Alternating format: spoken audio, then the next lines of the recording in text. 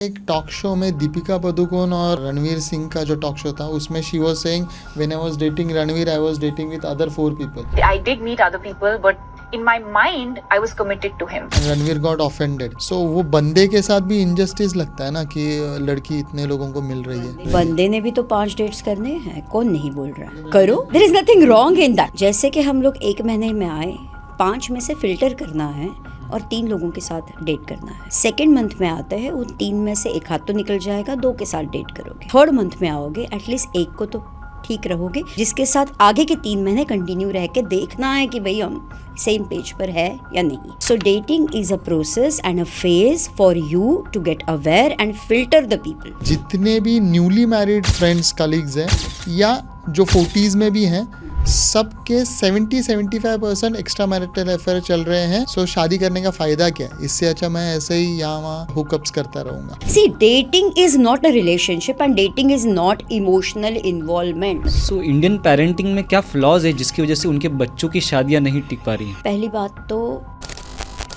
When you are saying कि पति परमेश्वर नहीं रहा आज की डेट में and women are also not suppressed anymore, तो जब हम इक्वालिटी की बात कर रहे हैं तो इक्वालिटी कहाँ तक होनी चाहिए और किस चीज़ में नहीं होनी चाहिए? So how would you define N healthy couple? आप अपनी बेडरूम स्टोरी खुद लिखो, अपनी कोड लैंग्वेज बना दो. ये सारी चीजें बहुत इंपॉर्टेंट है एज ए कपल. कुछ वाइफ्स भी ऐसा करते हैं कि अपने ऑफिस के जो कलीग्स होते हैं उनके साथ करेक्ट, बेडरूम वो स्टोरी कंपेयर शेयर करती है. This is an insult, a share insult. प्यार का फिर डेफिनेशन क्या है? अगर इतना प्रैक्टिकल चीजें हैं इस दुनिया में तो प्यार है या नहीं है? आजकल देखते हैं रील्स में भी, oh my god. That is why I say weddings are in and marriages are out. Today's millennials are prepared only for the wedding and not for the marriages.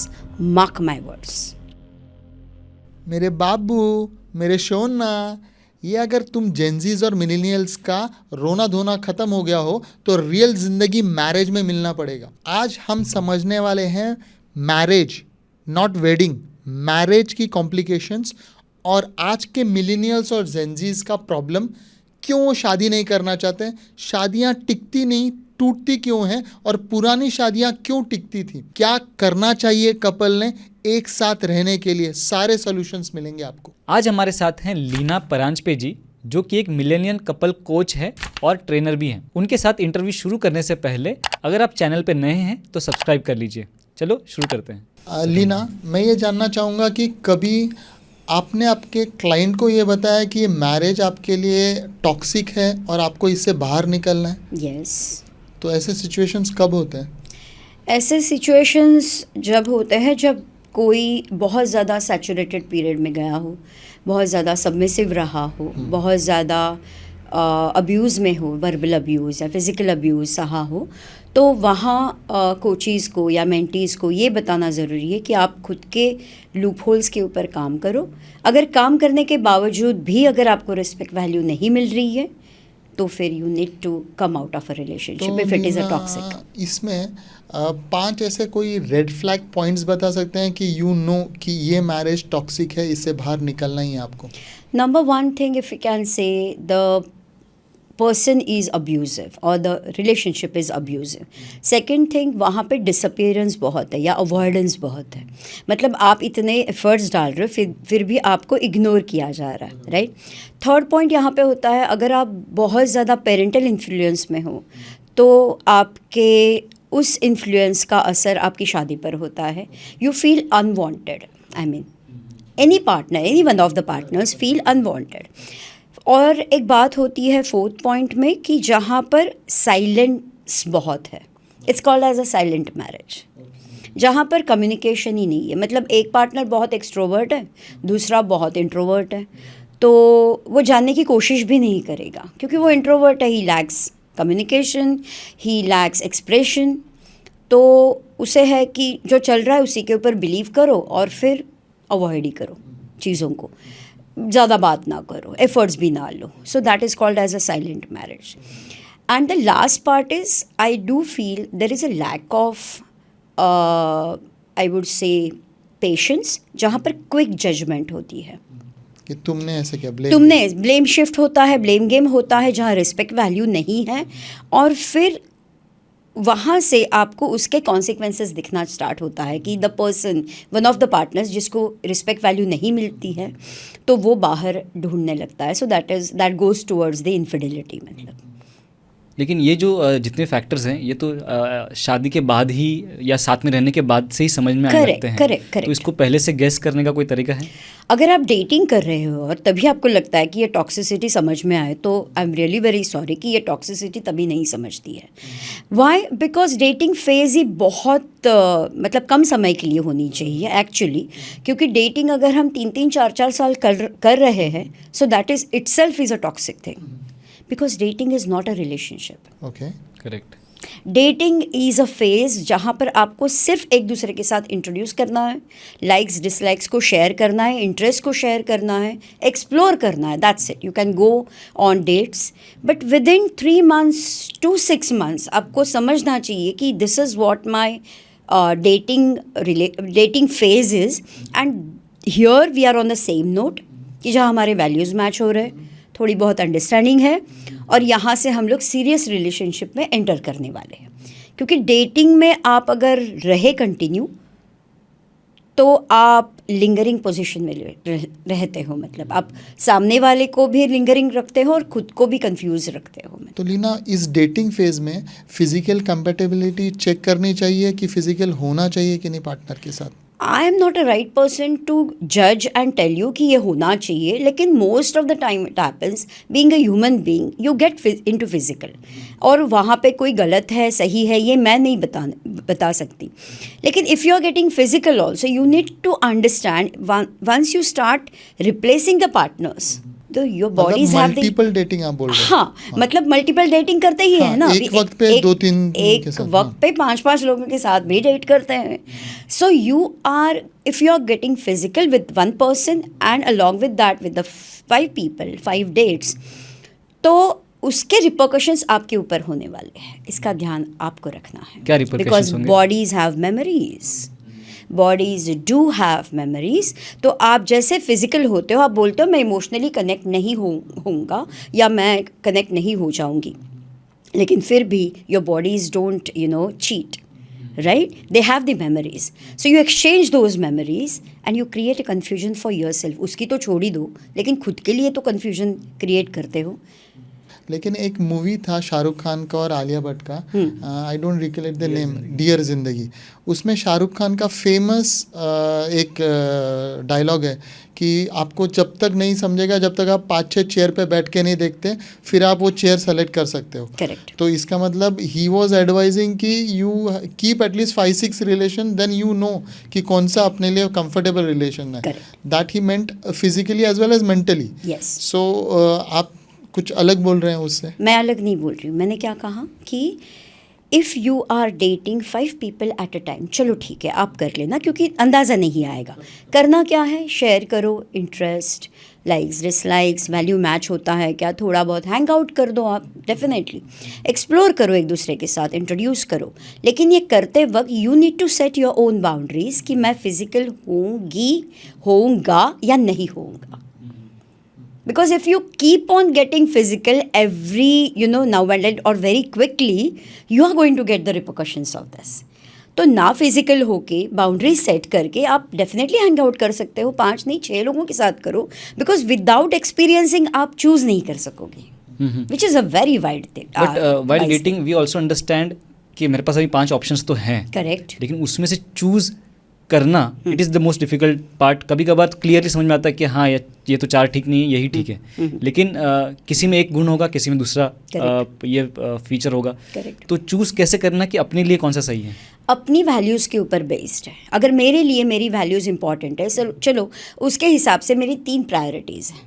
ठीक है. अब 3 प्रायोरिटीज़ के ऊपर अगर मुझे वैसा ही बंदा चाहिए, तो वो एटलीस्ट प्रायोरिटी सेटिंग में, डिसीजन मेकिंग में, थोड़ा सा कॉन्फिडेंस में, थोड़ा सा करेजियस हो, what ever, I am just giving the example. लेकिन उस तरह से अगर वो सेट कर रहा है, तो I think we can go ahead with this. It is your own call where you have to be clear about कि मैं डेट करते वक्त मैं किस तरह से आगे बढ़ूंगा या बढ़ूंगी. इसी तरीके से एक टॉक शो में दीपिका पादुकोण और रणवीर सिंह का जो टॉक शो था उसमें she was saying when I was dating Ranveer I was dating with other 4 people and Ranveer got offended Yeah. कि यू न्यू सो वो बंदे के साथ भी इनजस्टिस लगता है ना कि लड़की इतने लोगों को मिल रही है बंदे ने भी तो 5 डेट्स करने हैं, कौन नहीं बोल रहा है? मतलब उसमें करो. Ranveer There is nothing wrong in that. See, dating is not a relationship and dating is not emotional involvement. हाँ हाँ Please understand this. तो मिलेनियल्स या जनरेशन एक्स ने कम डेटिंग की होगी शायद, तब इतना ट्रेंड नहीं था. हाँ, हाँ, तो वो उन्होंने गलत किया, फट से शादी कर ली, क्योंकि उनके मैरिजेस ज़्यादा सस्टेन करते हैं आजकल के मैरिजेस से. जनरेशन एक्स से तो मैं भी बिलोंग करती हूँ, राइट? अब गलती की नहीं ये हम अभी नहीं बोलेंगे, लेकिन मिलेनियल्स के साथ ऐसा हुआ है कि नॉलेज बढ़ गया है. If you are aware of it, definitely आप सतर्क हो जाएंगे और आप उस तरह से कदम उठाएंगे, विच is a good thing, right? और अगर वो कदम उठा रहे हैं, लेकिन उस कदम उठाते वक्त क्या ओवर नॉलेज हो रहा है? So over knowledge is always a confusion. So मेरा कहने का मतलब है, in pursuit of peace and happiness you are actually creating a chaos. इतने सारे ऑप्शंस तो थे ही नहीं ना, किसने बनाए? आप ही ने तो बनाए हैं. अब उसके जितने ऑप्शंस आएंगे उतना कन्फ्यूजन ज़्यादा बढ़ेगा. लेकिन जनरेशन एक्स भी है और मिलेनियल है जिन्होंने शादी कर चुके हैं, Correct. They are settled with their spouses from past 10 years और सो ठीक समथिंग, है. कम से कम. तो उनको अभी जो ऑप्शंस दिख रहे हैं जैसे आप कह रहे हो, so many of them think of doing an extra marital affair. उस या तो हो जाता है या तो करने का सोच रहे होते हैं. So what problems does it cause? उससे क्या नुकसान होता है और करना चाहिए कि नहीं करना चाहिए? Again you are asking me कि जैसे करना चाहिए नहीं करना. I am not a right person to say that. If any man और a woman chooses to seek something outside of their marriage, तो वो उनकी शादी में नहीं मिल रहा है इसीलिए वो ढूंढते होंगे, राइट? तो instead of seeing the consequence and judging them, उसके रूट इश्यूज समझना बहुत इम्पॉर्टेंट है. और जितने भी कोचेज़ मेंटीज़ मैं देखती हूँ, एक्सपीरियंसेस ले रही हूँ, उसमें यही दिखाई देता है कि कहीं ना कहीं वहाँ पे 2-3 मतलब रूट इश्यूज़ दिखाई दिए हैं. Say for example lack of I would say commitment होती है, ठीक है. मोनोटोनस वे में मैरिज हो चुका है जहाँ पे बोर्डम आ चुका है, राइट? कहीं पे ऐसे लगता है कि इमोशनल सपोर्ट नहीं मिल रहा है मुझे. ऐसा भी होता है because nowadays the women are more career oriented. गलती तो किसी की नहीं है, लेकिन अगर है तो कहीं ना कहीं इमोशनल सपोर्ट अगर बंदा ढूंढ रहा है या बंदी ढूंढ रही है तो वो उसे नहीं मिल रहा है. That dependency is not there, that support is not there.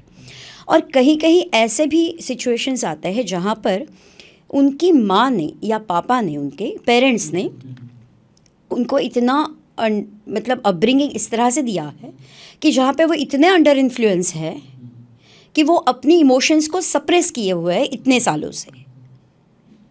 35 years का अगर बंदा है, पहले 3-4 साल छोड़ दो, लेकिन 30 सालों में अगर ये बंदा पूरा का पूरा सप्रेस है अपने पेरेंट्स के डिसिप्लिन में, ड्यू टू रिस्पेक्ट सोचो, कुछ भी सोचो आप, तो वो बंदा कहीं ना कहीं, उसके बाद उसकी शादी भी हो गई, बंदी भी मिल गई, अच्छी है, सब कुछ, एवरीथिंग इज़ गुड, बट वो इमोशंस को आउटलेट करने के लिए, वेंट आउट करने के लिए अगर वो पार्टनर ठीक नहीं है, तो that person will start manipulating his wife by having the extra marital affair. उसके मम्मी पापा ने उसे मैनिपुलेट किया, तो ये बंदा अपनी वाइफ को मैनिपुलेट करेगा. It's just passing on the manipulation. Because we have never learned के कैसे बात करना है यू हैव नेवर लर्न कि इमोशनली आपको कैसे एक्सप्रेस करना है, आपको वेंट आउट भी कैसे करना है, आपको सपोर्ट भी कैसे मांगना है. तो आप जस्ट एक्स्ट्रा मैरिटल अफेयर करते हो जहाँ पे मैं तुमको, मतलब आई एम द कंट्रोलर. लेकिन ये गलत है, right? You are taking the things in your hand just for the wrong reason. तो ऐसे बहुत सारे इश्यूज़ होते हैं, रूट इश्यूज़ में. लेकिन जहाँ पे मैरिजेस स्टैगनेंट हो चुकी है या फिर मोनोटोनस हो चुकी है, उस केस में किसी इंसान को क्या करना चाहिए? डेट करो अपनी वाइफ को, अपने हस्बैंड को, read of course date your own partner. There are multiple ways. I teach couple activities via tools and techniques. I teach that literally, coaching and mentoring, how you have to reignite the spark. It's not compulsory, but it happens. When you look at your partner, when you look at yourself, correcting your self little bit, अपना एक next version निकालने के बाद थोड़ा angle बदल जाता है. थोड़ा बहुत हम अपनी स्पेस में भी अगर रहते हैं तो हमें वैल्यू समझ में आती है पार्टनर्स की, विच इज़ वेरी इम्पॉर्टेंट. और एक बहुत इम्पॉर्टेंट बात कहना चाहूँगी, कहूँ मैं यहाँ पर, राइट. दरअसल ये मेरा रिसर्च है, मतलब कि इतने सारे जो भी हम मैरिड कपल्स, ग्लोबल कपल्स देख रहे हैं हम लोग, उसमें मैरिज इस पार्ट को अपने लाइफ में इतना इम्पोर्टेंस ये दे चुके हैं जिसका परसेंटेज कम करने की आवश्यकता है. जैसे मैं, मतलब I help them to take down the percentage. Say for example अगर 70-80% आपके लाइफ में आपका मैरिड पार्टनर है तो ओवर एक्सपेक्टेशन भी तो होगी, सरेंडरिंग भी होगा, सबमिसिवनेस भी होगा, रिस्पॉन्सिबिलिटी भी ज़्यादा रहेगी, ड्यूटीज़ भी ज़्यादा रहेगी. Instead of that, how about just taking down that percentage to 15-20%? How can you do that? It's so easy. Of course, with the coaching sessions and mentoring sessions, उसमें उनको ब्रीदिंग स्पेस मिलती है. They've become so happy about it. मतलब जैसे पति परमेश्वर जा चुका है, वैसे मैं यही भी कहना चाहूँगी कि लव और सोलमेट्स को इतना ग्लोरीफाई कर चुके हैं कि भाई वही ज़िंदगी है. वो ज़िंदगी नहीं है. Please get practical. Soulmate is a myth. It is a myth. You need to understand that soulmate is possible, but it is a process. It takes time for becoming a soulmate. तो एक दूसरे से, जो husband and wife है, एक दूसरे से वो रिलेशनशिप कैसे डेवलप करें अगर वो एक दूसरे को प्रैक्टिकली देख रहे हैं एक दूसरे को? तो अगर एक दूसरे को प्रैक्टिकली देख रहे हैं, चलो 5 नहीं 10 साल हो चुके हैं उनकी शादी को. मैं एक केस बताना चाहूँगी जहाँ पर मोनोटोनस मैरिज हो चुकी है, बहुत ज़्यादा बोर्डम है और it is turning into the abusive marriage. Unnecessary. ना बंदा ख़राब है, ना बंदी ख़राब है, ना उनका इंटेंशन ख़राब है. तो जहाँ पे सेशन स्टार्ट हो गए, वहाँ पे वो लेडी ने अपने कॉन्फिडेंस के ऊपर, सेटिंग द बाउंड्रीज़, अपना थोड़ा सा कम्युनिकेशन के ऊपर काम करना स्टार्ट कर दिया. ना कि इरिटेट करना अपने हस्बैंड को, राइट, क्योंकि वो जो भी बोलती थी he used to get irritated. और उसने जैसे काम करना स्टार्ट कर दिया तो उसने ये काम किया कि उसने थोड़ा अप्रिसिएशन करना स्टार्ट किया, गिफ्टिंग करना स्टार्ट कर दिया उससे. और फिर जैसे कि ये लोग ये सारी चीज़ें चेंज कर दिया अपने अपने नेचर में, उनके मैरिज का परसेंटेज जो भी था 75-70, अभी ये वो समझ में आता है, मैं ऐसे ही उसको मेजरमेंट बता नहीं सकती कि ये ऐसा है, लेकिन जो भी समझ में आया था उससे कम कर दिया 15% तक. वो दोनों इतने खुश हो गए, मतलब कि अपनी स्पेस मिल गई ना.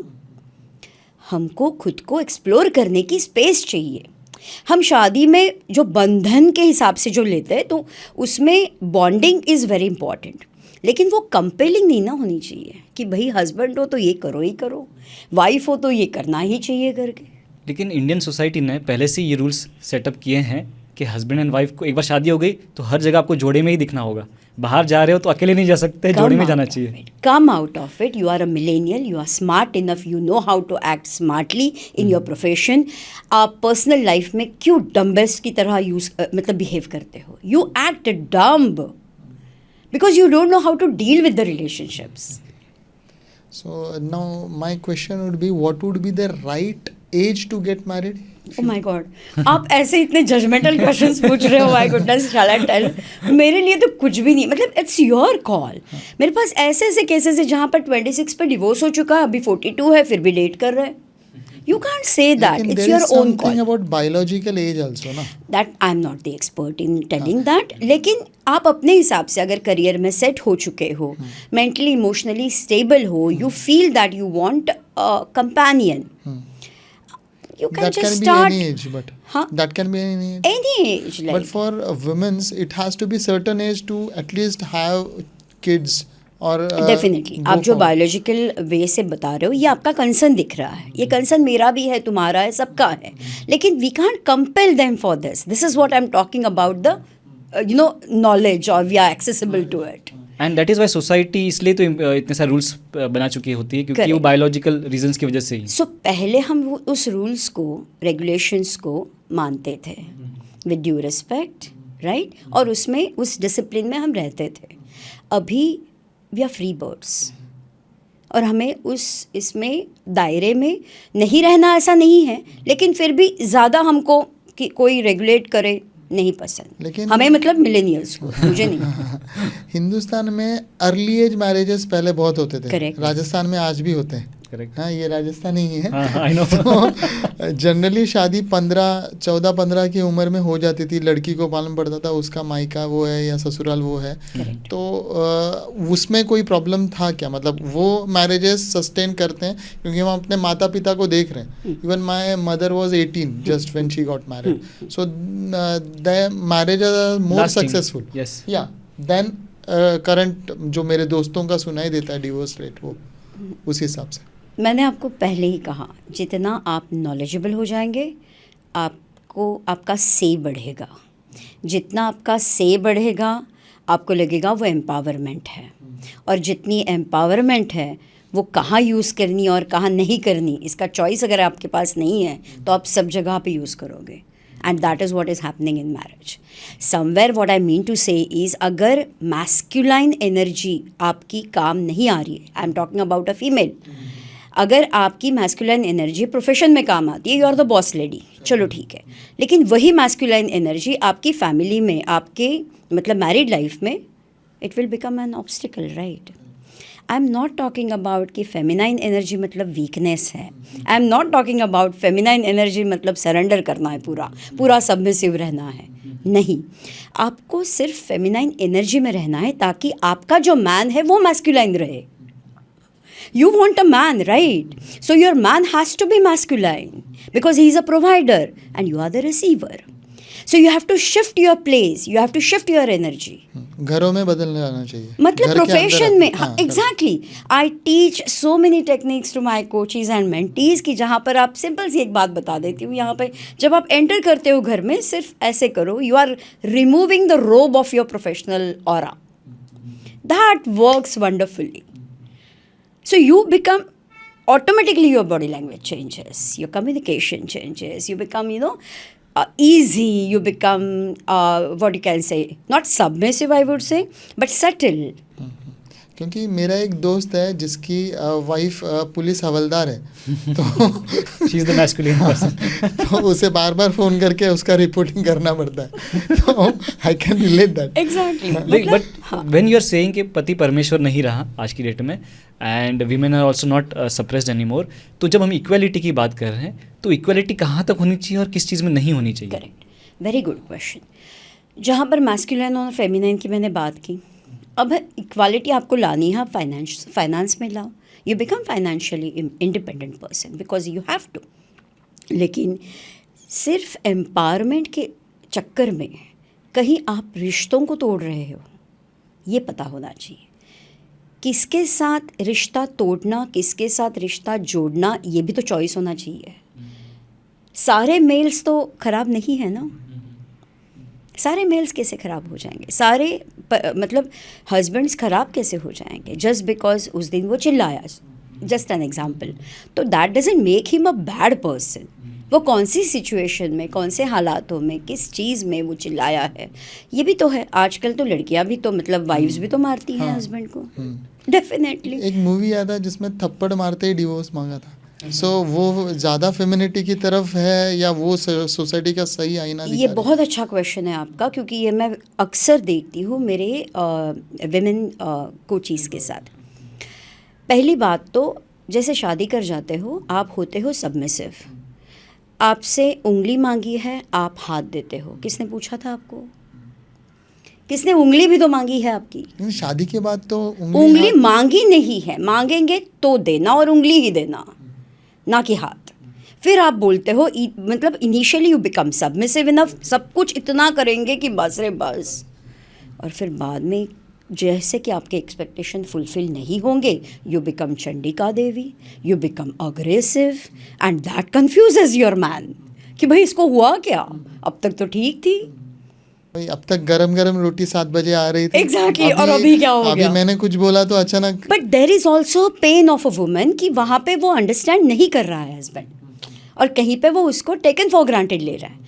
अब कोई अगर हमें टेकन फॉर ग्रांटेड लेता है तो गलती किसकी है? किसकी गलती है? जो ले रहा है उसकी भी और जो दे रहा है उसकी भी। ना ना ना, जो दे रहा है उसकी मैं नहीं बोलूँगी, क्योंकि आप उसको मैसेज हाँ, दे रहे हो कि message मैं दे- हूँ तुम्हारे हाँ, लिए। हाँ, करेक्ट। 100%, right? फिर So शायद you जो- need to okay. set your boundaries. You need to understand कहाँ पर आपको कितना देना है, कौन से मतलब मेजरमेंट में देना है। फॉर एग्जाम्पल, आप अगर शादीशुदा नए नए हो, आफ्टर द हनीमून फेज आप इतना ज़्यादा एक्सपेक्टेशन रखते हो, विच इज़ ओके, लेकिन धीरे धीरे आपका एक्सेप्टेंस बढ़ना चाहिए, तो आपका एक्सपेक्टेशन कम होगा। कम्युनिकेशन करो, इतने ज़्यादा सबमिसिव ना रहो। सरेंडर करने किसने बोला है आपको? You can have your own से कि ये चीज़ें मैं नहीं करूँगी, ये चीज़ें मैं करूँगी। इसीलिए शादी से पहले ये सारी चीज़ें बोलना बहुत एग्जैक्टली, इम्पोर्टेंट क्योंकि है। शादी के अभी हम लोग शादी में हैं, अचानक से हम बोलना चालू कर देंगे तो it will sound rude, right? Correct, exactly. So premarital एक कोर्स है जो मैंने डिज़ाइन किया हुआ इतने सालों से चलता है। It's a 6 months course, simple, जहाँ पे सिंगल्स, फिर बाद में कपल सेशंस और बाद में फैमिली के साथ सेशंस होते हैं। अब इतना माइंडसेट इंडिया में बहुत ज़्यादा ओपन नहीं हुआ है, फिर भी लोग करते हैं, मतलब क्योंकि it is better you know to premarital level पर अगर आप सारी चीज़ें क्लियर करो कि मुझे ये पसंद है, मुझे वो पसंद है। कुंडली देखते हैं हमारे यहाँ, लड़की देखते हैं कांदा पोहे खाना बनाए कि नहीं हो देखते हैं। तो ये करना चाहिए। जितने भी क्लासिकल जो वर्जन्स हैं, एक फैमिली से दूसरे फैमिली में शिफ्ट होना या मैरिजेस का, वो हर एक फैमिली का खुद का ये कल्चरल एक एस्पेक्ट भी होता है ना उसके अंदर, कि हमने खानदान देख लिया, लड़की देख ली, तो हमारे तौर तरीके से हम पहले से ही ट्राइड एंड टेस्टेड हमारे यहाँ तो मेथड। दादाजी अभी भी जाते हैं घर पे, देख के लड़की देख के आया बेटा शादी करने तेरे को। इसमें रहना किसको है? हस्बैंड वाइफ को या लड़का लड़की को? उनका कहीं पे माइंड मैच तो होना चाहिए, वो कोई नहीं देखता है। There is no emotional compatibility scene, nobody is giving that importance. तो वो क्लैरिटी आ जाती है, अगर प्री मैरिटल में आप काम करो तो वो क्लैरिटी आ जाती है आपको। तो आप किसको ज़्यादा इनकरेज करते हैं या सक्सेसफुल समझते हैं, लव मैरिज या arrange marriage? There are revenge marriages also, you are aware of शादी करके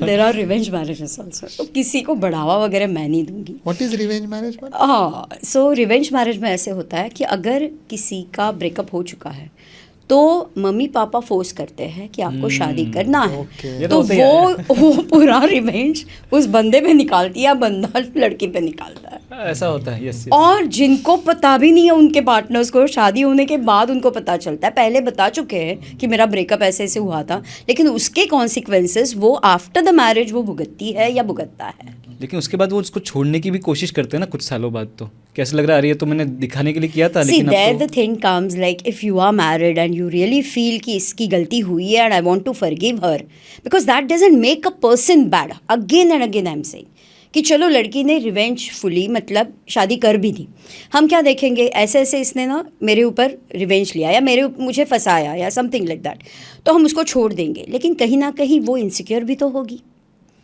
कहीं ना कहीं वो लड़की चाहती भी होगी कि अभी मुझे कोई प्यार करे सच्चे दिल से, मैं कमिटेड हूँ तो मुझे भी तो कमिटमेंट चाहिए। लेकिन ऐसे तो हर किसी इंसान में कोई ना कोई अच्छाई तो होगी ही, तो फिर डिवोर्स क्यों होते हैं? Because they come to the judgement, divorce is easy. So हर मैरिज बचाई जा सकती है? Yes, I do that. एक भी डिवोर्स नहीं हो? I work from bottom of my heart to do this. I have saved so many marriages, I have taken them pulled them out of divorces. अभी थोड़ी देर पहले आपने एक फेज़ यूज़ किया था, हनीमून फेज़। तो जनरली जब शादियां होती हैं दोस्तों की तो हम यही कहते हैं कब शादी हुई 6 महीना, तो अभी तू हनीमून फेज़ में 5-6 साल बाद समझ जाएगा या 2 साल बाद बराबर आ जाएगा लाइन पे। तो वो हनीमून फेज़ वो एंड कितने साल बाद या महीने बाद होता है? आजकल हनीमून फेज 1 महीना भी बहुत हो चुका है। The longevity is diminishing. And what do you exactly mean by honeymoon phase? Honeymoon phase जहाँ पर हम बहुत प्यार में, एक्सेप्टेंस में, भले जी वो रहे होते हैं। अनकंडीशनल जो दिखता है शोना अनकंडीशनल, जो शोना हाँ, गुड्डू मेरा बहुत शोबज। अब सोलमेट की बात कर रहे थे तो वो सब मतलब जो भी हम आजकल देखते हैं रील्स में भी, oh my god, it's an extravaganza. That is why I say weddings are in and marriages are outdated. What do you mean by that? Okay, wedding एक दिन की होती है और नेक्स्ट डे मॉर्निंग में वही वेडिंग मैरिज में turn हो जाती है. And today's millennials are prepared only for the wedding and not for the marriages. Mark my words. They don't think beyond Beyond that. the wedding, correct. It is a good point to understand. They don't think beyond you. That is why I say marriages are getting divorced. Not the weddings. Wedding में खर्चे बहुत wedding तो होते सब हैं. कुछ अच्छा है, सब कुछ ताम झाम मस्त. 5 days 10 days कितने सारे आजकल तो कितनी सारी चीज़ें निकली है. मतलब you do that, you spend invest जो भी आप बोलो crores of rupees. मेरा पर्सनली कुछ भी प्रॉब्लम नहीं है. But when the marriage you are trying to build, you need to understand कि उसका बेस बनाना बहुत इंपॉर्टेंट है. It becomes your moral responsibility if you are getting married. Otherwise don't get married. लेकिन then what is your guideline towards जो लोग शादी कर चुके हैं, उसके नेक्स्ट स्टेज से क्या आपको करना चाहिए? आपको पहली बात तो उसका परसेंटेज, जैसे मैंने कहा, पहली बात तो कम रखो. बहुत ज़्यादा एक्सपेक्टेशन से आप सफोकेट कर डालोगे अपने पार्टनर को और खुद के लिए केओस पैदा करोगे. Number 1 thing. ये बोलने के लिए फिलॉसफी नहीं है, ये प्रैक्टिकली पॉसिबल है. If you don't no, learn that. You learn the technique. There is a technique. There are tools. There are the actions which you need to take consciously. इसलिए मैंने कहा पर्सनल लेवल पे dumb हो. ये हक से बोल रही हूँ मैं. कितना ज़्यादा स्मार्ट हो आप कि आपको पता है एकेडमिक्स में ये करना है, प्रोफेशन में ये करना है, ये पैकेज लेना है, ये नहीं करना है. जो भी है आप अपनी मंजिल जानते हो. लेकिन पर्सनल लाइफ में you do not handle the emotions smartly because you don't know how to. If you are not trained, start learning it. पहले ज़माने में नहीं मतलब उसकी क्या बोले, उसकी ज़रूरत ही नहीं पड़ी, या ज़रूरत पड़ी थी लेकिन कोई नहीं था, या अपने आप ही सीख लिए हम. लीना, पहले जो कपल्स थे बिफोर से मिलेनियल्स, एक्स जनरेशन या उसके पहले की जनरेशन, ये सब ज़्यादातर एक यूनाइटेड फैमिली में रहते थे. अभी न्यूक्लियर फैमिलीज़ की तरफ ज़्यादा बढ़ रहे हैं. तो ये कोई रीज़न हो सकता है फॉर फेल्ड मैरिजेस, या ये कोई रीज़न हो सकता है, मतलब ये क्या मैरिजेस में प्ले कर रहा है रोल? देखो, मिलेनियल ये ऐसी जनरेशन है जो मेरे दिल के बहुत करीब है. ओके, मिलेनियल ये एक आखिरी जनरेशन है जिसे मैरिज का इम्पोर्टेंस पता है. Okay, and the irony is they want the commitment. They are ready to be committed, but they don't know, they have a lot of fear and insecurity inside them.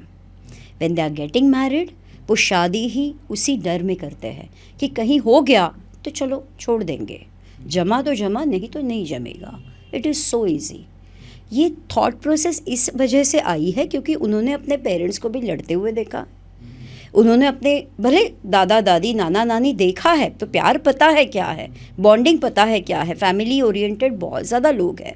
लेकिन फिर भी उससे ये जो उन्होंने देखा है अपने पेरेंट्स को, सारे पेरेंट्स तो नहीं झगड़ा लूँ, लेकिन 2-3 इंसिडेंट हुए होंगे, कुछ भी है. और आजकल का जो भी ट्रेंड हो रहा है कि ईजी वे में डिवोर्स ले लो, क्योंकि डिवोर्सेस बहुत ईजी हो चुके हैं अभी, राइट. उसके गहराई तक कोई नहीं जाता है कि उसे ठीक करने के लिए, रिश्ता ठीक करने के लिए क्या कर सकते हैं, वो नहीं देखते. तो इसलिए वो इम्पैक्ट इनके माइंडसेट पर हो चुका है कि डिवोर्सेस तो बहुत इजी है, आसान है. तो फिर एक रुचि निकल चुकी है मैरिज की.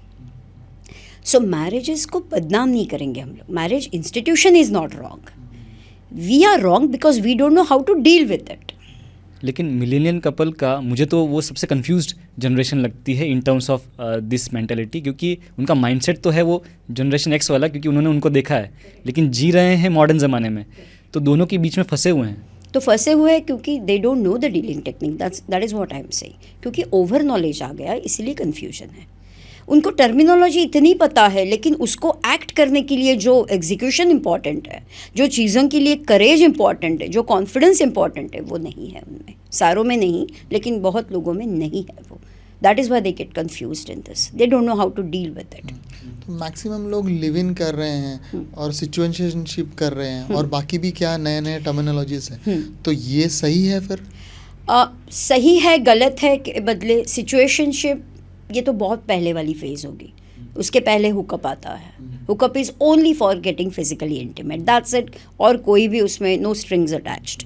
उसके बाद आपकी सिचुएशनशिप आती है जहाँ पर तुम दोनों फ्रेंड्स हो, हम दोनों फ्रेंड्स हैं लेकिन हम रिलेशनशिप में भी हैं। कहीं तुम्हें मिल गया तो ठीक है, कहीं मुझे मिल गया तो ठीक है, मतलब this is like creating a chaos. इससे आप कंफ्यूज रहते हो, सामने वाले को तो बाजू में रखो लेकिन आप खुद के लिए कंफ्यूजन क्रिएट करते हो। So you need to understand the consequences, वो तो आपके ऊपर आएंगे ही आएंगे। अब इसके बाद अगर आप बोल रहे हो कि आपने कुछ पूछा, थर्ड इज लिव इन। हाँ, लिव इन की बात कर रहे हो, तो live in is definitely in nowadays and it is accepted also. There is a case I would say of US कि जो 4 साल एक दूसरे के साथ रहे, बहुत अच्छे से रह रहे थे, जहाँ पर लड़की ने, अभी उनको शादी करनी है मतलब, तो उन्होंने रीच आउट किया कि कहीं मुझे ये चैलेंज हमको आ रही है, तो हमको भी नहीं, लड़की ने मुझे रीच आउट किया था।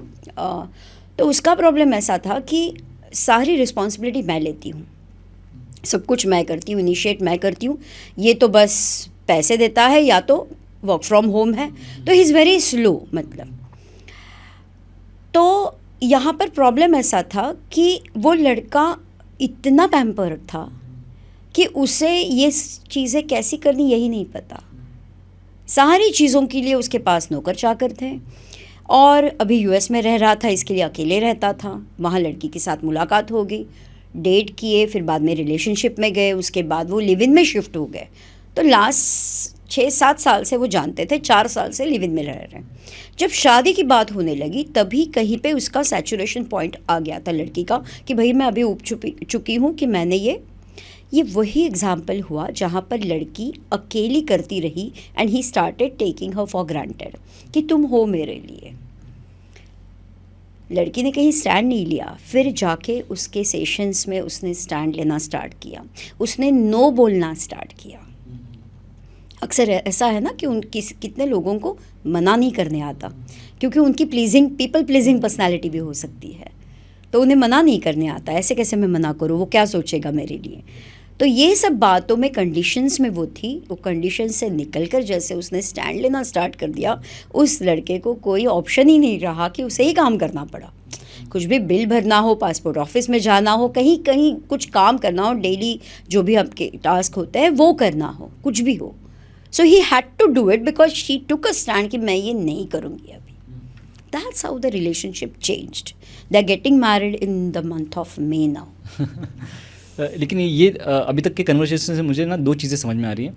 एक तरफ हम मल्टीपल पर्सन से डेटिंग भी कर रहे हैं, करेक्ट। एक तरफ हम ये भी बात कर रहे हैं कि एक मल्टीपल बॉडी काउंट से या फिर मल्टीपल लोगों से फिजिकली जुड़ने से आपको बॉडी मेमोरी रह जाती है एंड फिर आपको जो है वो एक पर्सन के साथ ही रहना चाहिए आइडियली, ताकि आपको वो अच्छी मेमोरीज उसके साथ क्रिएट हों।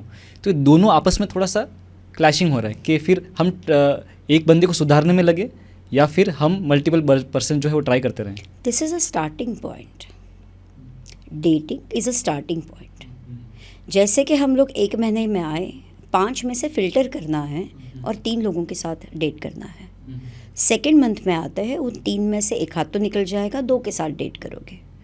थर्ड मंथ में आओगे, एटलीस्ट 1 को तो ठीक रहोगे, जिसके साथ आगे के 3 महीने कंटिन्यू रह के देखना है कि भाई हम सेम पेज पर है या नहीं है। So dating is a process and a phase for you to get aware and filter the people. And but you have to filter only 1 person out of it. Have to मतलब मैं नहीं कहने वाली हूँ कोई, आपकी लाइफ के लिए वो अच्छा है, simple. If you want to be in a relationship, a serious relationship, तो ये फेज़ है पूरी, उस फेज़ से जाओ आप, यू एक्सपीरियंस दैट। और ये एक्सपीरियंस करने के बाद आपके खुद की वैल्यूज़ प्रिंसिपल्स मैच होती है, आपको लगता है कि हम दोनों we are good to understand each other, wavelength match हो रही है, वाइब मैच हो रही है, go ahead, enter a serious relationship जहाँ पर फिर अंडरस्टैंडिंग आएगी, एक्सेप्टेंस आएगा, थोड़े बहुत कम्युनिकेशन ज़्यादा इफ़ेक्टिवली लेना स्टार्ट करोगे, कॉन्शियसली आप कम्युनिकेट करोगे, उसके बाद आप एक दूसरे को संभालोगे थोड़ा बहुत, मैं ज़्यादा नहीं, as not as husband and wife, but at least संभालना स्टार्ट करोगे। अगर डिस्टेंस रिलेशनशिप है तो कहीं ना कहीं कोशिश करोगे कि एक दूसरे को साल में 1 आध 2 बार तो इन पर्सन मिलो। अगर एक हाथ पार्टनर यहीं पे अगर नहीं मिल रहा है, अवॉइड कर रहा है, सिर्फ वर्चुअल में है, it is a red flag, it is a red flag. तो ये सारी चीज, it is a process, don't come to the quick conclusion. Problem millennials का यही है, बहुत इम्पल्सिव है, बहुत क्विक जजमेंट कर देते हैं। मैं बंदों के कुछ प्रॉब्लम्स बोलता हूँ जो मिलेनियल बंदे हैं, क्योंकि बंदियों के साथ तो इतना खुल के बात नहीं होती क्या हो रहा है। मेरे कुछ कलीग्स और दोस्त हैं मिलेनियल्स, उनमें से एक बंदा था, I will not name him, वो उसके साथ वो बोल रहा है 7th और 8th से रिलेशनशिप में था, करेक्ट। एट 28-29 उसको छोड़ के किसी और से शादी कर ली। Okay, now he doesn't believe in any woman, बोले सब धोखा ही देते और करके वो बहुत ब्रेक हो गया। तो ऐसे बंदे को क्या बोलोगे जो अभी वो ही मस्ट बी नाउ 36 के आसपास, so he is not getting married any more, he doesn't believe on any woman.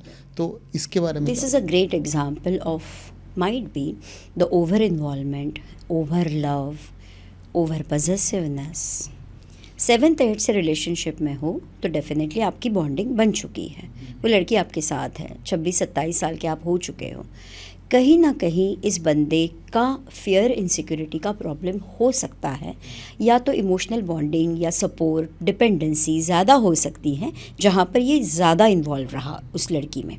कहीं पे उसने ये सेंस करना चाहिए था एट द एज ऑफ 22-23 कि वो बंदी भी उतना दे रही है या नहीं दे रही है। अगर वो बंदी उतना दे नहीं रही है, अगर आप उसके लिए आउट ऑफ द वे जाकर कुछ चीज़ें ले रहे हैं, कहीं मिलने जा रहे हो, सरप्राइजेस दे रहे हो, ट्रैवल कर रहे हो, गिफ्टिंग कर रहे हो, और वो लड़की उसको कहीं रेसिप्रोकेट नहीं कर रही है, कभी ना कभी आप 5 बार गिफ्ट दोगे, 2 बार तो उसने देना चाहिए, एटलीस्ट 1 आध बार तो कभी सरप्राइज़ दें आपको। अगर ये चीज़ें आपने साइंस नहीं देखे हैं और if you lack this sensitivity, आप उसके शिकार हो गए, क्योंकि वो पजेसिवनेस, ओवर पजेसिवनेस में, वो प्यार वो पजेसिवनेस में कन्वर्ट हो गया, पजेसिवनेस से ओवर पजेसिवनेस हुआ होगा, और वो क्लिंगिंग हो गया। सामने वाले पार्टनर को वो सफोकेटिंग होता है। आप अगर उसको पकड़ के रखते हो, तुम जाओ मत मुझे छोड़ के, this is what you know, I love you so much, लेकिन वो लड़की से भी तो आना चाहिए वो। अगर वो नहीं हुआ तो उसके लिए वो सफोकेटिंग होगा, फिर वो बोले ये सब मुझे नहीं चाहिए। सो इट्स बेटर, जो भी मम्मी पापा बोल रहे हैं उनके साथ शादी कर लो, निकलो यहाँ से। That is how one of the partners disappear, जिसको हम घोस्टिंग कहते हैं। करेक्ट। तो वो बंदा तो अपने को अभी भी विक्टिम समझ रहा होगा आज भी, करेक्ट, क्योंकि उसके माइंड में तो he doesn't have that knowledge. He might be thinking himself as a victim, या तो उसका अगर ब्लेम शिफ्ट हुआ होगा तो वो बोलेगा लड़कियां ऐसी होती है जो लड़कियां डिच करती हैं, लेकिन ये उसे नहीं पता, या तो पता होना चाहिए उसे, मे बी आप उसे बताओगे, ये उसका खुद का पहला प्रॉब्लम है कि वो थोड़ा सा कंपोज्ड हो जाए, फिर वो लड़की उससे अट्रैक्ट हो। अभी की केस है, 42 इयर्स की लड़की है, लड़की औरत है, 26 इयर्स में डिवोर्स हुआ था जो मैंने कहा, और फिर अभी इतने साल वो डेट ही करती रही है, और यही पैटर्न हो चुका है कि डेट करती है टूट जा, ब्रेकअप होता है, डेट करती है break. She attracts unknowingly the damage people, the wrong people in her so called, उसके लिए जो रॉन्ग है, मतलब मैं ऐसे कोई जज नहीं करूँ, because she herself is not healed. अगर आप अनहील्ड हो, आपके खुद में प्रॉब्लम हो, तो ये जब खोलो तो अंदर से प्रॉब्लम्स ही है ना।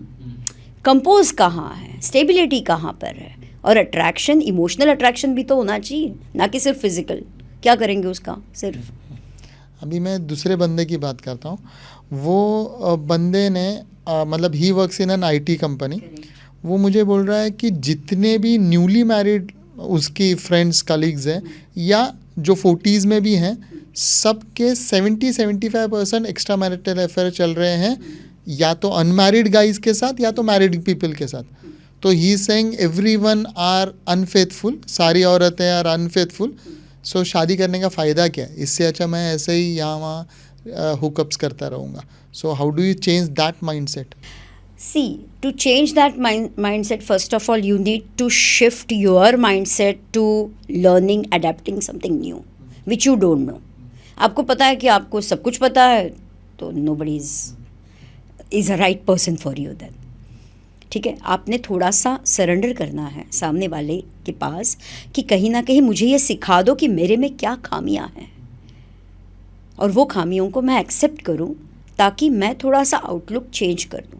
अगर मेरे सामने ये पता है कि ये सब ऐसा ही है, तो फिर वो वैसा ही आपके साथ है. ऐसे भी तो अच्छे लोग हैं ना.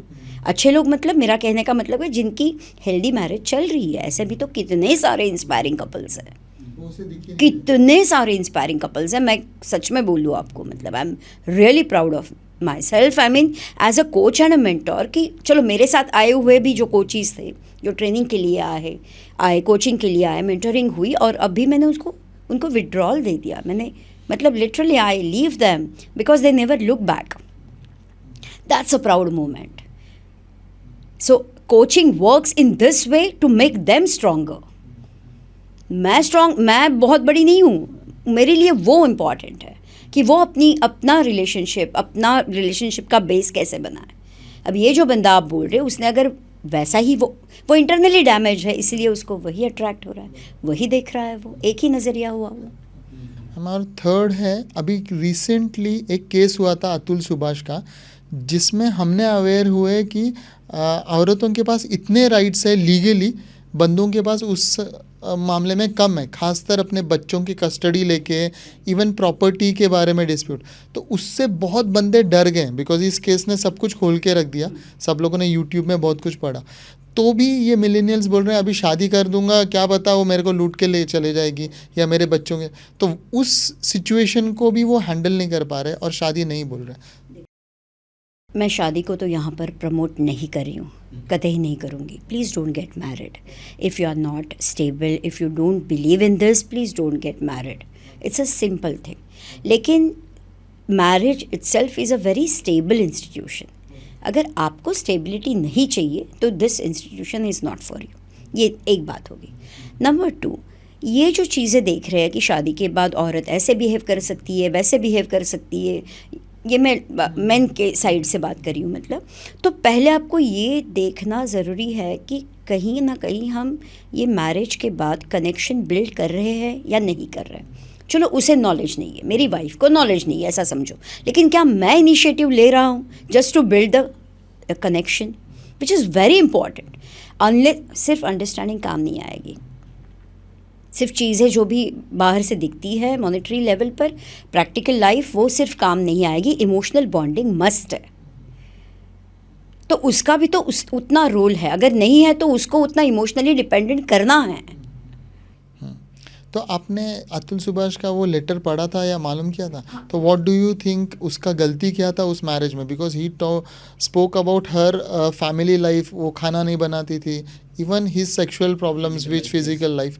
सो आपको उसमें कुछ प्रॉब्लम नज़र आता है कि अतुल सुभाष में भी प्रॉब्लम था कि वाइफ ही एक तरफ से गलत है? आई वोंट से कि प्रॉब्लम तो दोनों की तरफ होना है, क्योंकि हमने सिर्फ उसकी साइड सुनी है, उसकी साइड वाइफ की हमने सुनी नहीं है. बट फिर भी जैसे कि उसने लिखा है और जो भी विम्सिकल नेचर में जो भी हमने पढ़ा या देखा है, तो उसमें मुझे ऐसा लगता है कि अगर वो अपनी वाइफ में ये खामियां देख रहा है तो उसने, इसका मतलब ये है कि उसे एक्चुअली हेल्प की ज़्यादा ज़रूरत थी. अतुल सुभाष को, वाइफ को. Okay. Because she had her own insecurities from her from her parents maybe. मेरे पास ऐसे केसेस आके गए हैं, इसीलिए मैं एकदम से मतलब बौखला उठी ये सब देख के कि अरे ये तो रिलेटेड कितने सारे केसेस देखे हैं मैंने, कि वो लड़की जहाँ उसके पेरेंट्स ने उसको इन्फ्लुएंस करके रखा है, जहाँ उसने मतलब बहुत अब्यूज़ देखा हो अपने मम्मी पापा के शादी में, तो ये लड़की अग्रेसिव बन जाएगी. पहले तो सप्रेस करके फिर बाद में अग्रेसिव बन जाएगी. हर जगह पे अपना अग्रेसिवनेस यूज़ करेगी. मैं अतुल सुभाष की वाइफ की साइड नहीं ले रही हूँ. I am just telling you the perspective कि ये हो सकता है, क्योंकि मैंने कोई उनसे बात भी नहीं की है, ना मिले हैं। सो पॉइंट ऐसा है कि ये जो अग्रेसिवनेस है, ये मैंने जो केसेस में देखा है, ये अग्रेसिवनेस ये अपने हस्बैंड पे निकालती है, क्योंकि वो एक वहाँ से भाग चुकी, अपने पेरेंट्स के क्लचेस में से वो निकल चुकी है, विच is a good thing for them. तो वहाँ आके मैंने कहा ना, मैनिपुलेशन पास ऑन होता है इस तरह से। तो मैनिपुलेट खुद हुई है, तो वो मैनिपुलेशन अपने हस्बैंड को करती है कि मुझे ये चाहिए, मुझे वो चाहिए, मुझे ऐसा चाहिए। अब ये हस्बैंड अगर वो प्रैक्टिकल है, अगर वो इमोशनल बंदा नहीं है, मतलब ही, इसका मतलब ऐसा नहीं कि वो इमोशनल है ही नहीं, लेकिन वो ज़्यादा प्रैक्टिकलिटी में बिलीव करता है, एक्शन ओरिएंटेड है, तो उसे ये लूप होल्स दिखाई नहीं देंगे, सेंस नहीं कर पाएगा ये, क्योंकि उनका कहना ऐसा होता है या बिलीफ ऐसा होता है कि सीइंग इज़ बिलीविंग, जो दिख रहा है वही सही है। और इसके पीछे वो लड़की शायद से insecure, helpless, wanting of love feel करती होगी ना, तो वो सेंस नहीं कर पाए, इसीलिए थोड़ा सा एक्स्ट्रा उसे इनिशिएटिव, करेज, टॉकिंग, कम्युनिकेशन, उसको कहीं लेकर जाना हेल्प के लिए, ये सारी चीज़ें बहुत इम्पॉर्टेंट थी, जो हुई ही नहीं। मतलब पैरेंटल ज़्यादा इन्फ्लुएंस ऐसा लग रहा था अतुल सुभाष, इसीलिए तो मैंने कहा ना कि वो अपने पेरेंट्स के इन्फ्लुएंस में थी। उसने मैनिपुलेशन यहाँ करना स्टार्ट किया, क्योंकि इनिशियली वो सबमिसिव रही भी होगी, लेकिन उसने जैसे देखा कि ये बहुत बंदा सीधा साधा है, तो मैं अभी प्यार overpowering करता है, करता तो हूँ। वही मैं ओवर पावर कर सकती हूँ। तो जैसे उसने ओवर पावर करना स्टार्ट कर दिया, उसके पेरेंट्स ने भी तो वो कंटिन्यू रखा ना, क्योंकि शी डिडंट हैव अ से। अब यहाँ पर जो एक सेम केस में बताऊंगी, यहाँ पर ये लड़के ने काम किया था, मतलब जेंट्स मुझे रीच आउट किया था, उसने काम किया था वो लड़की को मेरे पास लाने का। इनिशियली ही टुक सम सेशंस कि जहाँ पर उसने खुद के अप्रिसिएशन, कम्युनिकेशन, थोड़ा बहुत बॉडी लैंग्वेज, अग्रेसिव नहीं होना, बात बात पर नहीं चिढ़ना, ये सारी चीज़ों पे काम कर दिया। थोड़ा सा माइल्ड हो गया तो वो लड़की अट्रैक्ट हो गई उससे, तो वो उसकी वाइफ, मतलब सो he brought her to me. जैसे ही वाइफ हुई, इसके इतने अनगिनत प्रॉब्लम्स थे कि वो उसके करियर पे भी अफेक्ट हुआ था, उसको एंग्जाइटी अटैक भी आता था। अब मैं कोई साइकोलॉजिस्ट नहीं हूँ, लेकिन कोचिंग मेंटोरिंग से विदाउट अ सिंगल पिल, जो भी आप बोलो, it works, because the more I understand my Kochi, because they want a listener, they want a solution provider, कि जो उनको समझ के उनके हिसाब से उनको solution they. And that is what I did. She became confident enough. तो जहाँ उसने अपने मम्मी पापा को मना करना स्टार्ट कर दिया, आप समझ रहे हैं मेरी बात। यहाँ पे इसकी केस में ये लड़की, उसका नाम मुझे नहीं पता उसकी, अतुल सुभाष की वाइफ का, लेकिन वो, हाँ, निकिता, राइट। तो उसने वो अपने पेरेंट्स को मना ही नहीं कर पाई कि आप इंटरफियर ना करो करके, तो वो ओवर पावर करते ही रहे, और वो भी हेल्पलेस थी, तो वो सेम इसके ऊपर आ गया। मतलब सो इंडियन पेरेंटिंग में क्या फ्लॉज है जिसकी वजह से उनके बच्चों की शादियां नहीं टिक पा रही हैं? पहली बात तो it is a failed parenting of millennials.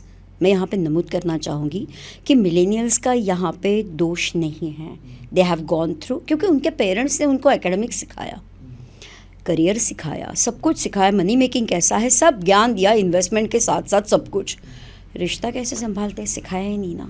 उन्हें भी नहीं मालूम था ना, उन्हें भी नहीं आता था, सिखाएंगे लेकिन कैसे? उन्होंने तो संभाला है ना खुद का। तो it was their understanding and the responsibility कि इतनी ज़्यादा अगर टेक्नोलॉजी एंटर कर रही है तो ये हमारी रिस्पॉन्सिबिलिटी है कहीं ना कहीं अपने बच्चे को वैल्यूज़, प्रिंसिपल को जड़ से रहो, इस तरह से संभालना आपको पड़ेगा, ये अवेयरनेस देने की। मैं पेरेंट्स को दोष नहीं दे रही हूँ, मेरा कहना है अननोइंगली रह गया है, लेकिन वो रह गया जिसका शिकार मिलेनियल्स हुए हैं। तो जो लोग अभी तक बच्चे हैं या जिनकी शादी नहीं हुई, या पेरेंट्स अभी तक उनके बच्चों की शादी करने वाले हैं, उनके लिए कुछ हम गाइडलाइन दे सकते हैं? पहले तो एक स्टेप बैक ले लीजिएगा। आपका जो भी प्यार है, आपका जो भी क्या बोलेंगे उसे, इन्वॉल्वमेंट है, वो इंटरफेरेंस नहीं ना बन रही है। इसका पहले ज्ञान करो, अभ्यास करो खुद एक दूसरे के साथ, एज अ हस्बैंड वाइफ और एंड एज अ पेरेंट, कि क्या मैं इंटरफियर कर रहा हूँ या कर रही हूँ, अपने बेटे के दखलंदाजी कर रही हूँ, क्योंकि जिससे वो लड़का या लड़की जो भी है वो कॉन्फिडेंस नहीं है उनमें, मतलब वो डिपेंड रहते हैं ना अपने पेरेंट्स के ऊपर हमेशा, और वही डिपेंडेंसी कंटिन्यू होती है उनकी शादी के बाद भी। एक दूसरे के ऊपर डिपेंड चाहिए ना। तो एक दूसरे के ऊपर डिपेंड रहना है तो अपने मम्मी पापा का हाथ छोड़ना पड़ेगा या नहीं? ये तो हाथ छोड़ते ही नहीं है डर के कारण। That is what we teach और I teach coach in the pre marital phase कि आपको एक दूसरे के साथ एज अ कपल टीम बनानी है। और पेरेंट्स अगर समझ लो हाथ थोड़ा सा फ्री छोड़ दें बच्चों का, ताकि वो अपना ज़िंदगी के डिसीजंस खुद लेना समझे या फिर इंडिपेंडेंट कैसे होना है वो भी समझने लगें, तो उसके आगे क्या स्टेप एक पेरेंट ले सकता है ताकि अपने बच्चों को जो रिलेशनशिप के जो ज्ञान है वो दे सके? Stop interfering. That's what I said. That's Take a all. step back. Yes, you take your own decision. Which girl you like or which boy you like. आपको जो भी है, आपके प्रिंसिपल्स आप देखो, वैल्यूज़ देखो, आपका जो भी डिसीजन है आप एक्सप्लोर करो and then you come to me. We are there to support you. लेकिन हम डिस्टेंस पे रहेंगे। So no interfering at all, नहीं, not कोई भी that- गाइडेंस नहीं देना और चाहिए। I feel, Praveen also is दुनिया में मतलब ये जो झगड़े होते हैं छोटी छोटी चीज़ों पे ही होते हैं, न कि कहीं न्यूक्लियर वॉर चल रहा है या इलेक्शन में कौन जीतेगा, that is not the matter. इस पे झगड़े नहीं होते घरों में। घरों में होता है कि सब्जी कौन सी बनेगी, या वो तीखी ज़्यादा है या रोटी आपकी छोटी है या कच्ची है। मतलब घरों के झगड़े एकदम छोटे छोटे होते हैं। कपड़े सुखाने के लिए तुम वहाँ क्यों डाल रहे हो या क्यों नहीं डाले। सो नहीं, मेरा question was directly towards the parent को कुछ भी गाइड करने की ज़रूरत नहीं है उसके बच्चों के शादीशुदा लाइफ में। कुछ भी आपने एक सशक्त व्यक्ति को जन्म दिया है, उसको पाला पोसा है, बड़ा किया है। Stop parenting now. He has become और she has become an adult. और जब अभी नई बहू आएगी तो उसका भी तो कल्चर आता है कुछ उसके घर से। सो हो सकता है उसके घर में सुबह जल्दी नहीं उठते हो, वो नाश्ता में सिर्फ वो कांदा पोहे खाती हो, रोटी लेकिन नहीं मैं भी खाती। एक जॉइंट फैमिली में रहता हूँ, correct? So stop parenting as in what to stop and what not to stop. Correct. You have the open talk with your child. कि yes, we are there to support you whenever you feel it, whenever you require it. Okay? But till that time, you have to take your life's decision on your own. Number one, your relationship decisions on your own. Explore करो, आप देखो, ढूंढो, और फिर ये एक दिन में नहीं होने वाला है। इसीलिए right from the age of 18 to 21 is a good age to leave your children on their own. जो वेस्टर्न में हो रहा है, कल्चर में होता ही है। हाँ, मतलब आप करो खुद, अब देखो उसका मतलब नतीजा। इससे क्या होगा? You will create the confident adult. लड़का लड़की कोई वो गिरेंगे, कॉमन सेंस है, वो गिरेंगे। आप हो उनके लिए, मैं ऐसा नहीं बोल रही आपका प्यार बंद कर दो या उनका रिस्पेक्ट आपके प्रति कम हो जाए, ऐसा कुछ भी नहीं है। लेकिन एक डिस्टेंस तो रखना ज़रूरी है। कितना संभाल के मतलब कंधे पे लेके चलोगे बच्चों को, और फिर एक्सपेक्ट करते हो शादी के बाद तुरंत वो एडल्ट बन जाए? दिस इज़ नॉट पॉसिबल ना। लेकिन जो इन्होंने जो एक पॉइंट कहा कि एक बहू जब आती है घर में, एक जॉइंट फैमिली में स्पेशली, करेक्ट, तब उसका एक तो खुद का कल्चर लेके आ रही है। एग्जैक्टली। तो ये वाले जो लोग हैं जो ऑलरेडी इस घर में रह रहे हैं, उनको अपना कल्चर थोड़ा सा अडेप्ट करना पड़ता है उसके लिए, या फिर नहीं करते हैं, या कुछ लोग करते भी हैं। Okay. सो उससे वो डिपेंड करता है कितने अच्छे हंसी खुशी से वो रह रहे हैं। लेकिन एक सास जो होती है वो और एक बहू जो होती है वो बहुत ज़्यादा देर एक दूसरे के साथ समय बिताती है। और जॉइंट फैमिलीज में ये देखा गया है कि सास is slightly over powering towards their बहू, कि वो बोलती है कि नहीं तू हमारे घर का जो कल्चर है वो सीख। सो इस केस में एक सास बहू को क्या हम गाइडेंस दे सकते हैं कि कैसे रहे एक दूसरे के साथ? जैसे ये सांस एक माँ थी पहले, तो मैंने पहले ही कहा कि एक डिस्टेंस रखे, वही डिस्टेंस एज अ सांस भी आप रखो तो प्रॉब्लम सॉल्व हो जाएगी। मैम एक्चुअली ना एक ना मेंटल हमारे अंदर पहले से ही आया है। से मेरी बेटी होगी, अगर सास है बेटी होगी और वो काम से आई तो सीधे बेड के ऊपर लेट सकती है। करेक्ट। वैसी बहू आके सीधे लेट गई बेड के ऊपर और चाय माँ बना के बेटी को दे सकती है। अरे क्या हुआ तेरे काम पे, प्यार से पूछती है, और क्या हुआ बॉस ने क्या कहा। क्योंकि सास को चाय नहीं आती है, मतलब बहू को के चाय लिए नहीं आती है, सास के उसे द्वारा। जाके बनाना पड़ेगा और फिर वो वापस रोटी बेलने के लिए चालू करना पड़ेगा। Correct. सो ये जो एक्सपेक्टेशंस है शायद इसी तो ये माइंडसेट है ना, ये माइंडसेट से निकलना बहुत इम्पॉर्टेंट है। और ऐसा नहीं है, मैं वापस बोलूँगी, जैसे इंस्पायरिंग कपल्स है वैसे इतने अच्छे अच्छे पेरेंट्स इन लॉज भी मैंने देखे हैं कि ऐसे नहीं है, ऐसा नहीं। लेकिन बात जब बिगड़ जाती है, जब आप दोनों में सुझाव ये नहीं है, मतलब क्या बोलेंगे उसको, कम्युनिकेशन। नॉट कम्युनिकेशन, मुझे कहना है आप दोनों में लगाव नहीं है। ओके, लव नहीं. As a couple, not only love is just not enough. It requires understanding, it requires forgiveness, it requires acceptance, it requires even fight also. लेकिन वो सिर्फ बेडरूम में रखो, ना कि बेडरूम के बाहर. So how would you define an healthy couple? कि वो मतलब झगड़ा ही नहीं करे कि झगड़ा करे, कुछ ऐसा है गाइडलाइंस? सिंपल बात यह है कि आप अपनी बेडरूम स्टोरी खुद लिखो, अपनी कोड लैंग्वेज बना दो. ये सारी चीज़ें बहुत इंपॉर्टेंट है as a couple. You have your own couple time, your couple activities. लेकिन इन चीज़ों को बाहर आके, क्योंकि आपको पता है मम्मी पापा को मैं सब कुछ बताता हूँ या बताती हूँ, तो उस हिसाब से अपनी बेडरूम स्टोरीज़ भी बताना इम्पॉर्टेंट नहीं है. अच्छा, पता है उसने क्या पहना था, ये बोलना ज़रूरी नहीं है. आपकी वाइफ ने आपके सामने पहनी है वो चीज़, वो आपको बाहर आके उसका मजाक बनाने के लिए नहीं बनानी है. This is an insult, a share insult. कुछ वाइफ्स भी ऐसा करती हैं कि अपने ऑफिस के जो कलीग्स होते हैं उनके साथ करेक्ट, बेडरूम वो स्टोरीज कंपेयर शेयर करती है. वो कंपेयर भी तो करती है. वो अपने पेरेंट्स के पास जैसे जमाई को, मतलब अपने हस्बैंड को लेकर जाए, उनके सामने भी तो शी मॉक्स एट हिम. हो जाती है ये बातें. दिस इज़ गलत. As a couple you have to work on your marriage every day, so your marriage will work. Otherwise उस रास्ते जाओ मत. सिंपल बात. एक चीज़ जो पूरे पॉडकास्ट में हम डिस्कस कर रहे हैं, लव या प्यार वर्ड जो है ना बहुत बार आ रहा है. सो एक प्यार का फिर डेफिनेशन क्या है? अगर इतना प्रैक्टिकल चीज़ें हैं इस दुनिया में, तो प्यार है या नहीं है?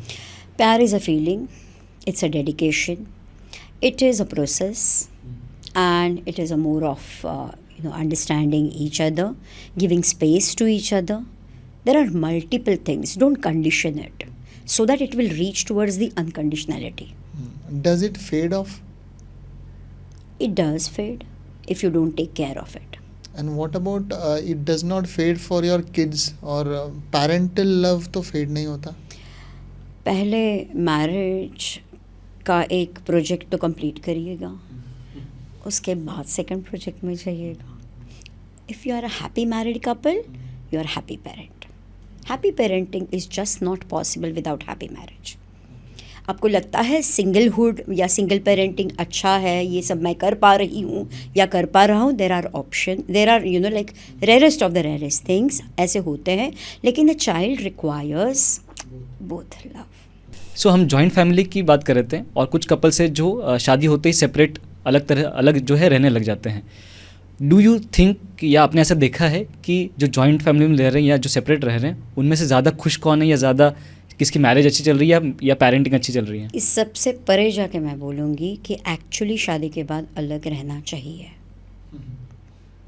Mark my words, when you are very new to each other, even though it is a love marriage और अरेंज मैरिज, ठीक है, हस्बैंड वाइफ के रोल में आ गए आपको, your responsibilities change, your duties change, तो आपको at least for may be rental flat ले लो, लेकिन आप एक दूसरे को एक्सपीरियंस करने के लिए, स्पेस देने के लिए, एक्सप्लोर करने के साथ साथ आपको आई वुड से आपकी एक दूसरे के इंटरेस्ट, फियर्स, इनसिक्योरिटीज़, कुछ ट्रस्ट इश्यूज़ हो, प्रॉब्लम्स हो, मतलब उसको भी सपोर्ट करने के लिए you require your own space. और जो स्पेस आपको सेट जॉइंट फैमिली में नहीं मिलेगी. लड़के के लिए हाँ ठीक है, मेरे पापा मम्मी आपके मम्मी पापा है, जान लो और हम आराम से रहते हैं. ऐसा नहीं होता. कोई भी लड़की विल नॉट एक्सेप्ट कि ये मेरे मम्मी पापा है ऑन फ्रॉम डे वन. मतलब शादी से पहले कितना भी कुछ अच्छा हो, आंटी आंटी अंकल अंकल होता हो, लेकिन फिर भी after the honeymoon phase the friction start. It is but obvious. तो इससे अच्छा ये है, या तो वीक में पूरा वीक आप रेंटल फ्लैट ले लो और अच्छे से प्रिपेयर करके मम्मी पापा के साथ मतलब बात करके. It's not about disrespect, it's not about घर बिर टूट रहा है एंड ऑल दैट. अच्छे से सुनो मैं क्या बोल रही हूँ. So for maybe it takes 6 months to 2 years to build a relationship. Minimum 6 months to 2 years to build a relationship. शादी होने के बाद अगर आप अलग रह रहे हो, आप एक दूसरे को एक्सपीरियंस कर रहे हो, मतलब आप कैसे सो रहे हो, क्या खा रहे हो, 2 बजे मैगी खाते हो, 3 बजे खाते हो, कोई आपको पूछने वाला नहीं है, आपको जज करने वाला कोई नहीं है. That is a freedom which you enjoy.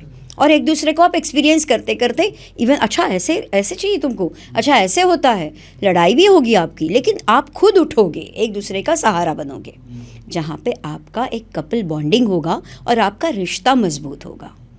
मैं सभी को ऐसा सेपरेट रहो ऐसा नहीं बोल रही हूँ, लेकिन इट इज़ एडवाइजेबल कि अगर रहो तो आपको फ़ायदा होने वाला है। Y?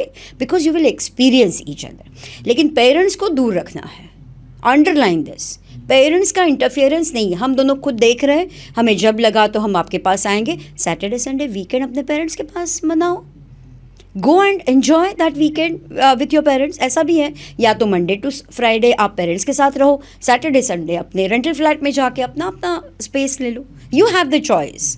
But you need to live separately to build the bonding, क्योंकि आप तभी अपने रिश्ते को जस्टिस दे पाओगे। और उसके बाद 2 साल बाद जैसे आपको लग रहा है कि now we are okay, we have enough adapted to new things, और हम एक दूसरे के साथ चिल है, अभी तुम्हारी भी खामियां मुझे पता है, मेरी भी तुम्हें पता है, तो हम दोनों एक दूसरे को सपोर्ट कर रहे हैं, ना कि डिमीन कर रहे हैं, then you are good to shift in a joint family. Underline this, never to look back. अब कितने भी रिश्तों को, कितने भी रिश्तेदारों को, कितने भी लोगों को झेल सकते हो if you are a team, nothing wrong in that. आपको सिर्फ एक ब्रीदिंग स्पेस चाहिए, रिश्ता बांधने के लिए, संभालने के लिए एक प्लिंथ बनाना, मतलब बेस बनाना बहुत इंपॉर्टेंट है। दैट्स व्हाट आई वुड से। So actually this was an amazing guideline and आज का जो पूरा पॉडकास्ट था, आई बिलीव जो मैरिड कपल्स हैं और जो अनमैरिड कपल्स से शादी करना चाह रहे हैं या सोच रहे हैं, उसके लिए बहुत ही अच्छा सेशन था। मेरे ख्याल से बहुत सारे डाउट्स तो क्लियर हुई हैं, थैंक्स टू यू। एंड आपने इतने स्पोर्टिंगली हर एक चीज़ को, क्वेश्चन को भी लिया और अपना जो एक्सपीरियंस वो भी शेयर किया। So thank you so much for sharing all this information. Thank you for the invite, thanks a lot.